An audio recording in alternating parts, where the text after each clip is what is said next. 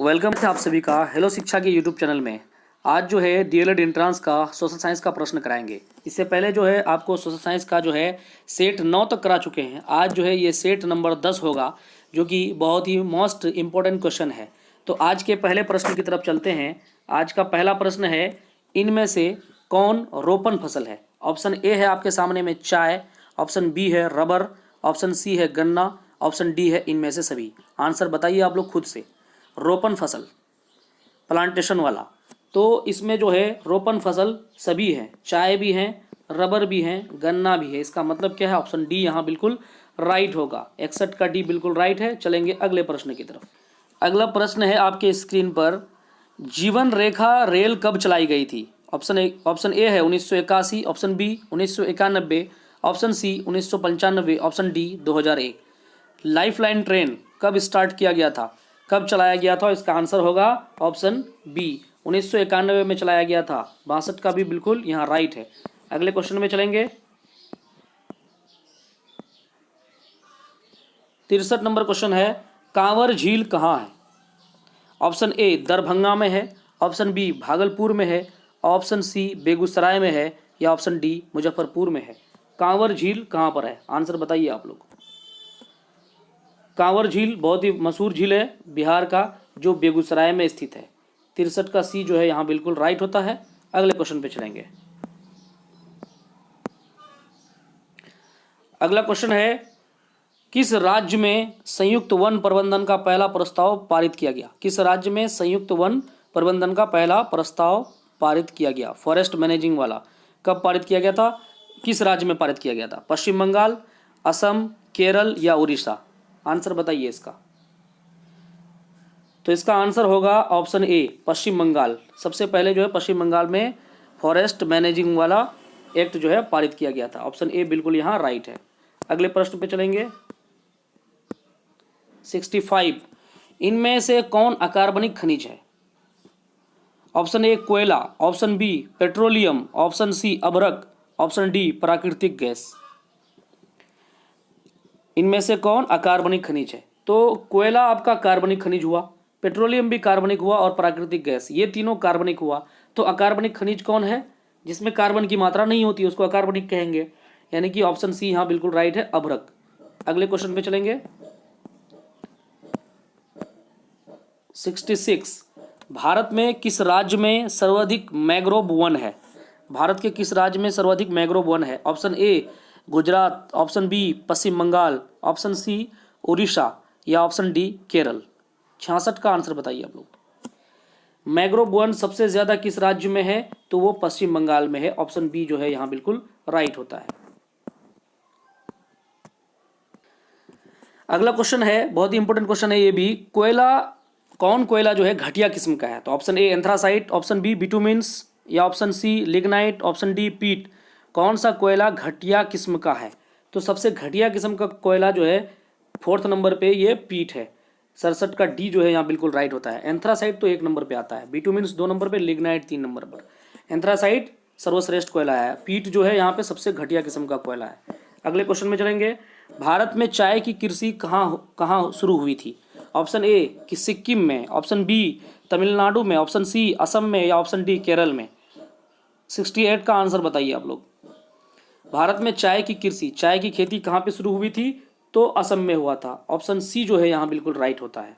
अगले क्वेश्चन पे चलेंगे। पाइराइट, पाइराइट किस प्रकार का खनिज है? धात्विक खनिज है, अधात्विक खनिज है, परमाणु है, या इनमें से कोई नहीं है? तो पाइराइट क्या है? पाइराइट एक प्रकार का धात्विक खनिज है। ऑप्शन ए जो है यहाँ बिल्कुल राइट होता है। 69 का ए होगा। चलेंगे नेक्स्ट क्वेश्चन पे। 70, भारत का पहला परमाणु शक्ति संयंत्र कौन है? Power plant, atomic power plant India का सबसे पहला कौन सा है? ऑप्शन ए है तारापुर, ऑप्शन बी है कलपक्कम, या ऑप्शन सी है नरोरा, ऑप्शन डी है कैगा। आंसर बताइए आप लोग। भारत का पहला परमाणु शक्ति संयंत्र यानी कि एटॉमिक पावर प्लांट कहाँ पे लगाया गया था? तो सबसे पहले कहाँ लगाया गया था? तारापुर में लगाया गया था। 70 का ए यहाँ बिल्कुल राइट होगा। अगले क्वेश्चन पे चलेंगे। अगला क्वेश्चन है, कोडरमा का संबंध किस खनिज से है? कोडरमा का संबंध किस खनिज से है? तो ऑप्शन ए है आपका अभ्रक, ऑप्शन बी तांबा, ऑप्शन सी सोना या ऑप्शन डी लौ अयस्क। 71 का आंसर बताइए। कोडरमा का संबंध किससे है? तो इसका आंसर होगा अभ्रक। 71 का ए बिल्कुल यहाँ राइट होता है। चलेंगे नेक्स्ट क्वेश्चन पे। अगला क्वेश्चन है, किस देश ने ओपेक की सदस्यता त्याग दी? किसने, मतलब ओपेक का जो मेंबरशिप था कई देशों का है, तो उसमें एक देश जो है उस सदस्यता जो है वहां से तोड़ लिया कि हम इसमें नहीं रहेंगे आपके इसमें समूह में। Option A Saudi Arab, Iran, Iraq या कतर। आपने नाम सुना होगा इसका, जहां पे इस बार जो है फीफा वर्ल्ड कप हुआ था। किस देश ने ओपेक की सदस्यता त्याग दी थी? तो कतर ने क्या किया था? सदस्यता त्याग दिया था, ओपेक की सदस्यता, उसका मेंबरशिप छोड़ दिया वो। 72 का डी बिल्कुल यहाँ राइट होगा। अगले क्वेश्चन पे चलेंगे।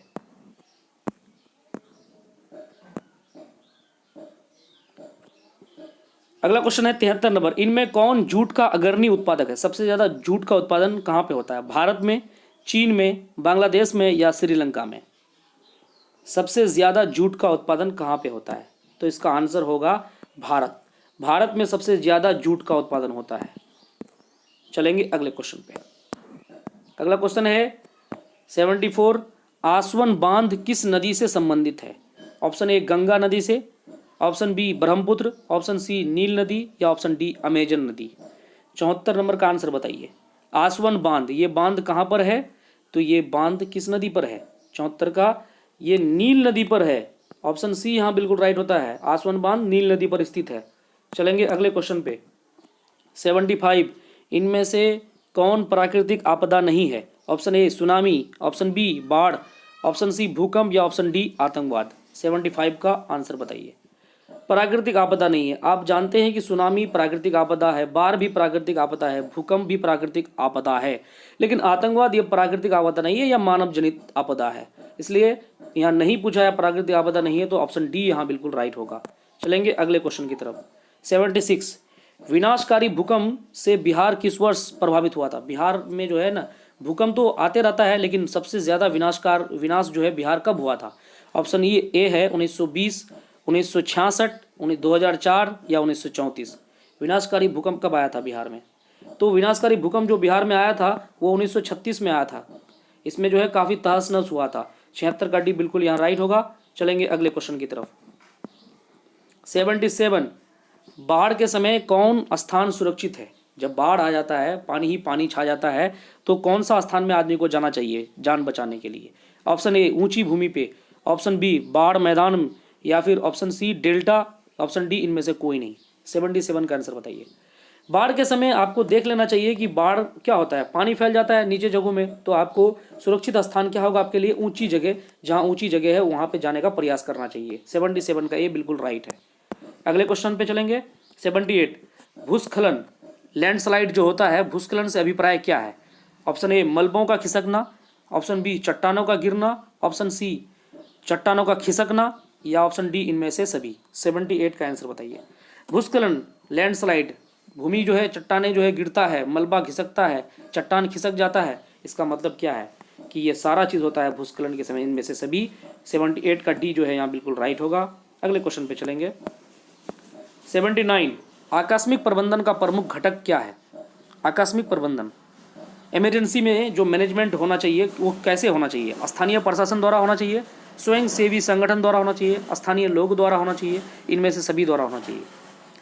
तो आकस्मिक प्रबंधन, अचानक अगर कोई चीज़ का इमरजेंसी उपाय करना चाहिए तो वो सबसे पहले स्थानीय प्रशासन को करना चाहिए। 79 का ए बिल्कुल यहाँ राइट होगा। हालांकि यहाँ सभी सही है, लेकिन ज़्यादा जरूरी है ऑप्शन ए। अगले क्वेश्चन पे चलेंगे। 80 नंबर प्रश्न है आज का। भूकंप संभावित क्षेत्रों में भवनों की आकृति कैसी होनी चाहिए? यानी कि जिस क्षेत्र में ज़्यादा भूकंप वगैरह आता है वहाँ पे जो भवन होगा वो किस प्रकार, किस डिज़ाइन का बनाना चाहिए? अंडाकार बनाना चाहिए, त्रिभुजाकार बनाना चाहिए, चौकोर बनाना चाहिए या आयताकार बनाना चाहिए? बताइए। तो वहाँ पे जो भवन बनाना चाहिए वहाँ आयताकार बनाना चाहिए, बिल्कुल इस तरह से बनाना चाहिए। इस तरह के भवन में जो है भूकंप का झटका थोड़ा कम लगता है, इसलिए ऑप्शन डी यहाँ बिल्कुल राइट होता है। तो आज का प्रश्न जो है यहीं पे समाप्त होता है। 20 प्रश्न आपको करा पाए। आगे भी जो है इस तरह से सेट मिलता रहेगा। ये सेट नंबर 10 था, जो है आपको कल जो है सेट 11 मिलेगा। 20 नंबर का सोशल साइंस पूछा जाएगा और 20 मार्क्स आपको मिलेगा। आप अगर हमारे चैनल के साथ बने रहेंगे तो आप 20 में से 20 प्राप्त कर सकते हैं। आप चैनल के साथ नए हैं तो सब्सक्राइब कर दें, लाइक कर दें और दोस्तों के साथ शेयर जरूर करें। थैंक यू, धन्यवाद।